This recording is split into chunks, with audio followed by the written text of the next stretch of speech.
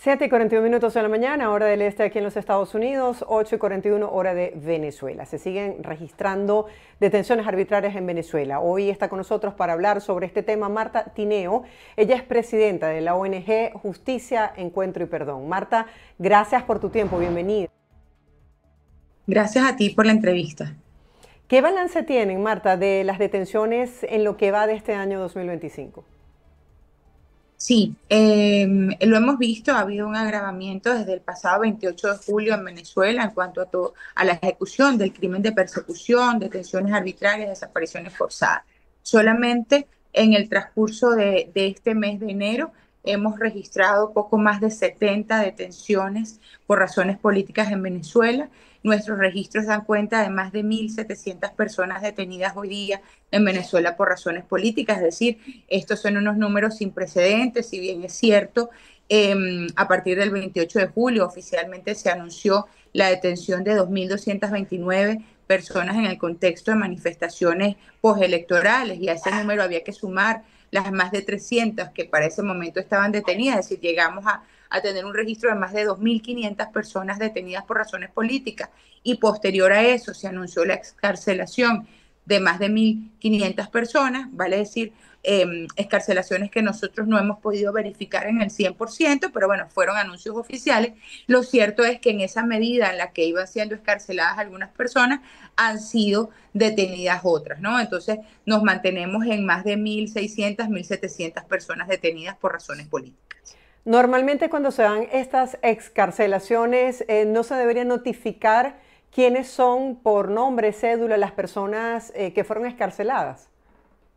Bueno, esa ha sido precisamente una de nuestras exigencias a las autoridades del sistema de justicia venezolano, ¿no? Un poco de transparencia en ese proceso de escarcelaciones, porque en el pasado, en otros momentos, hemos visto que se anuncian escarcelaciones de personas detenidas por razones políticas y sin embargo, en esas escarcelaciones se incluyen a personas que estaban detenidas por motivos no políticos o no hay manera de verificar esas cifras que se anuncian. Entonces nosotros efectivamente hemos solicitado que se publique, ¿no?, la información de quiénes son esas personas encarceladas. Lamentablemente esos llamados no han sido atendidos.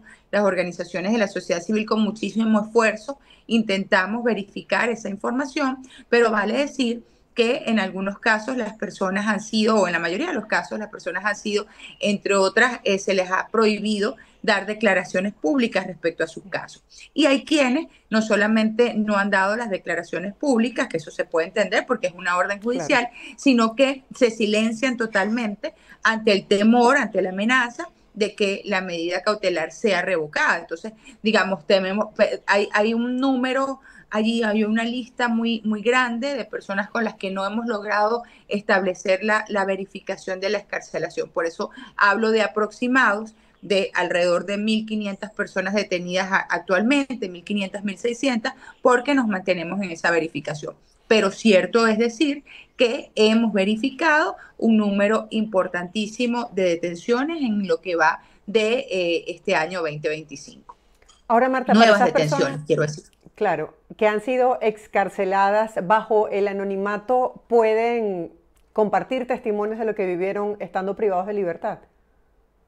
Bueno, la verdad es que no deberían hacerlo porque, vuelvo, Okay. hay una prohibición judicial de dar declaraciones públicas respecto a su caso, ¿no? Entonces, la verdad es que tratar de dar con esa información, de publicar esa información, ciertamente contrariaría la orden judicial. Así que nosotros no lo recomendamos. Claro, Muchos por la familiares seguridad. durante el momento en que estuvieron detenidas, pues dieron declaración de lo que allí ocurrieron.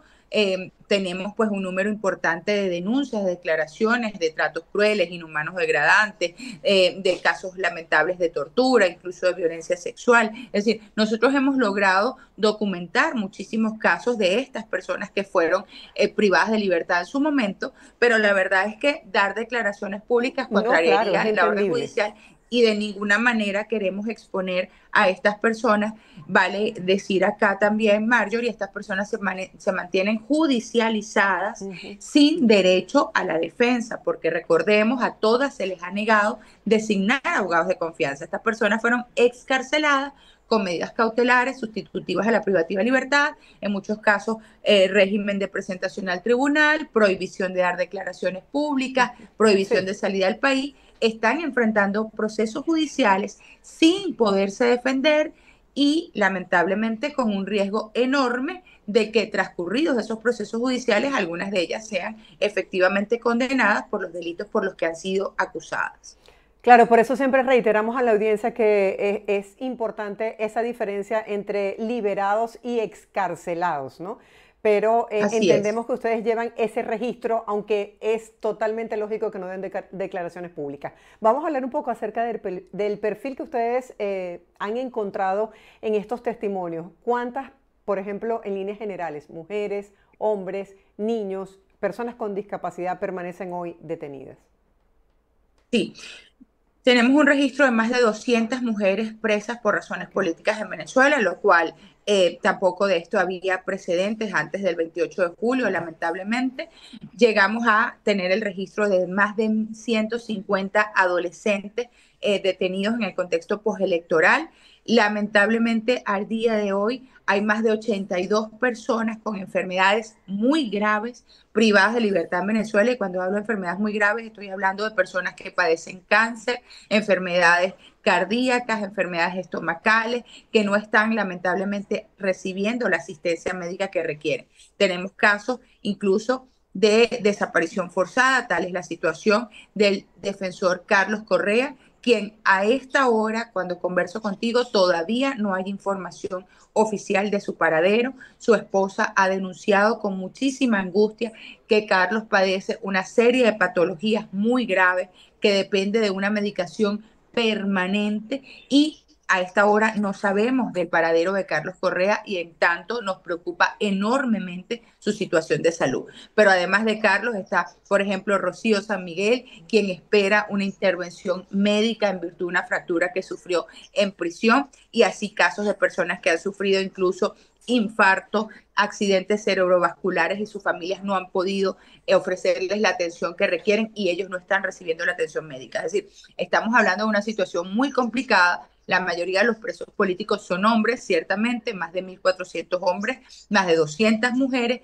Tuvimos información, afortunadamente, de la excarcelación de los adolescentes. Sin embargo, estos jóvenes, vuelvo, se mantienen judicializados. Hay una situación muy complicada también, y aprovecho para comentarlo, Marjorie. La mayoría de estas personas son del interior del país, ahora quedaron con régimen de presentación, tienen que venir periódicamente a Caracas a presentarse ante tribunales, lo cual supone además una complicación de tipo económico. Son personas de muy bajos recursos que están haciendo unos esfuerzos enormes para poder trasladarse periódicamente a Caracas a cumplir con esos regímenes de presentación. Es decir, detrás de la prisión o de la escarcelación, lamentablemente se mantiene un daño enorme que impacta económicamente, emocionalmente a todas estas familias. Muchas de las personas que fueron escarceladas hoy día están recibiendo asistencia psicológica. Nuestra organización, entre otras cosas, se encarga de ofrecer ese servicio. Estamos tramitando asistencia psicológica a muchos de los adolescentes que fueron escarcelados en virtud de los daños emocionales que sufrieron en el periodo de prisión. Es decir, estamos hablando de una situación muy compleja, muy grave, y por eso pues no podemos sino insistir en nuestros exhortos a las autoridades venezolanas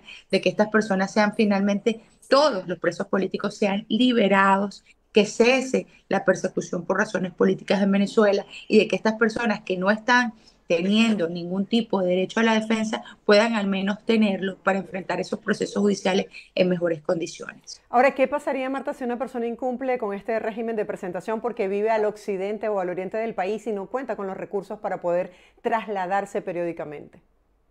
Bueno, ahí está el drama, que entonces muy probablemente la medida de escarcelación sería revocada y esta persona sería devuelta a la prisión. Por eso te estoy hablando con muchísima responsabilidad. Hay familias que nos expresan que están dejando de comer para poder pagar el traslado a Caracas y no incumplir con esas medidas.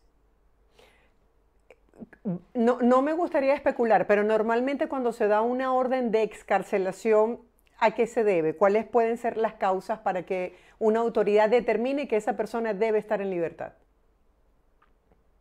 Bueno, en principio nuestro ordenamiento jurídico penal establece la presunción de inocencia, un principio constitucional, ¿no? Y se supone que todas las personas deberían ser juzgadas en libertad. Esa es la regla, ¿no? Ujú.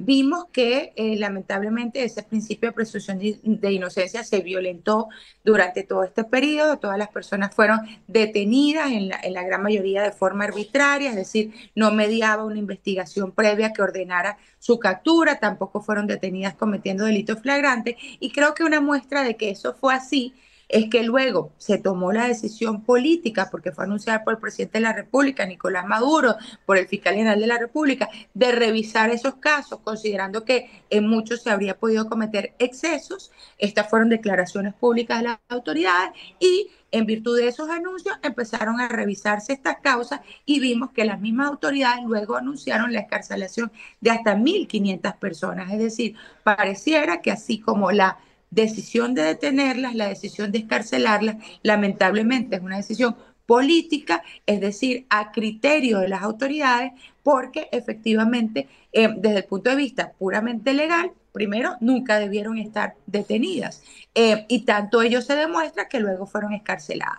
Lo lamentable es que, insisto, no se trató de liberaciones plenas, absolutas, sino que se mantienen sometidas a estos procesos judiciales como una amenaza latente, condenadas a esta situación tan compleja de estarse presentando periódicamente en tribunales, de estar enfrentando un proceso judicial sin defensa de confianza, con lo que eso significa, y al riesgo de que la medida pueda ser revocada en cualquier momento y en tanto devueltas a la prisión, o insisto, algo mucho más grave, que en algún momento transcurridos estos procesos judiciales y no habiendo podido demostrar su inocencia porque no tuvieron derecho a la defensa, sean finalmente condenadas a los crímenes más graves que establece nuestro ordenamiento jurídico.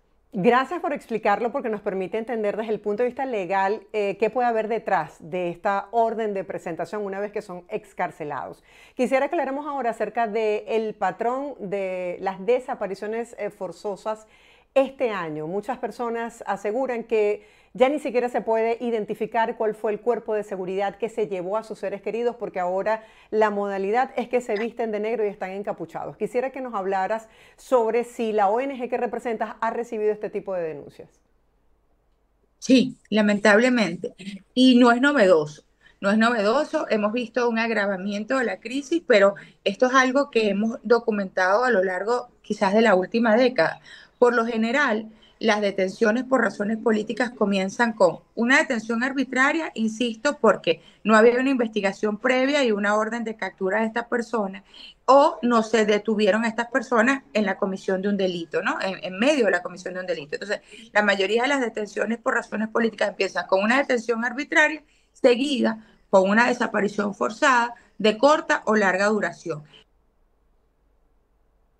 Le desconoce su paradero por horas, por días, por semanas, incluso por meses. Y cuando te digo que son casos que lo hemos visto a lo largo de esta década, te puedo hablar del caso de Hermilendris Benítez, que hoy día es condenada o fue condenada a 30 años de prisión, ya tiene más de 6 años presa, y Hermilendris y su familia pudo saber de su paradero un mes después que ocurrió la detención. Entonces, lamentablemente, la mayoría de estos casos empieza con una detención arbitraria, una desaparición forzada de corta o larga duración y, bueno, luego ya una violación a todo lo que tiene que ver con el debido proceso. En este momento estamos viendo que ese patrón se mantiene. Lamentablemente, estas personas son detenidas por agentes de seguridad no identificados, en vehículos no identificados. Solamente hay testigos que dicen, vimos que se los llevaron, y pasan días, semanas, incluso meses, hasta que se conoce el paradero de estas personas.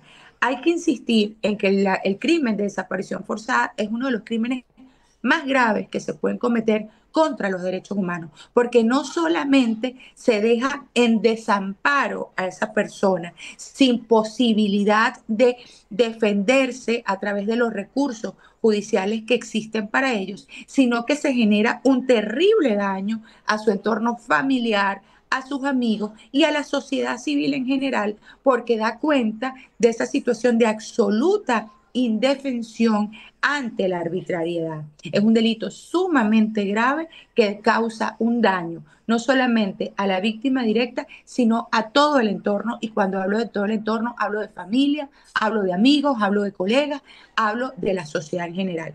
Por ejemplo, la situación que estamos viviendo actualmente, insisto, con nuestro colega, el muy admirado y respetado Carlos Correa. Su familia está desesperada porque Carlos necesita una medicación permanente y después de más de 100 horas en las que se supo de su detención, todavía se desconoce su paradero y en tanto su familia no conoce cuáles son sus condiciones actuales de salud, de vida, no ha podido suministrarle los medicamentos que él requiere y por eso el clamor a las autoridades que informen sobre la situación de Carlos Correa, pero más todavía que sea liberado de forma inmediata, porque Carlos Correa lo único que ha hecho en su vida es defender derechos humanos. Marta, ya para finalizar, la importancia de los venezolanos en el mundo que se han sumado a esta campaña para denunciar a la comunidad internacional lo que está ocurriendo en Venezuela con la situación de los presos políticos y recordar la responsabilidad de las autoridades venezolanas cuando una persona que está bajo su poder, bajo su detención, fallece, pierde la vida como ya ha ocurrido tras las rejas. Bueno, hay una responsabilidad del Estado. El Estado es responsable de la vida, de la integridad física de todas las personas que están en su custodia, es decir, de todos los presos, por razones políticas o no políticas. El Estado es responsable de la vida y de la integridad de esas personas. Eso como principio.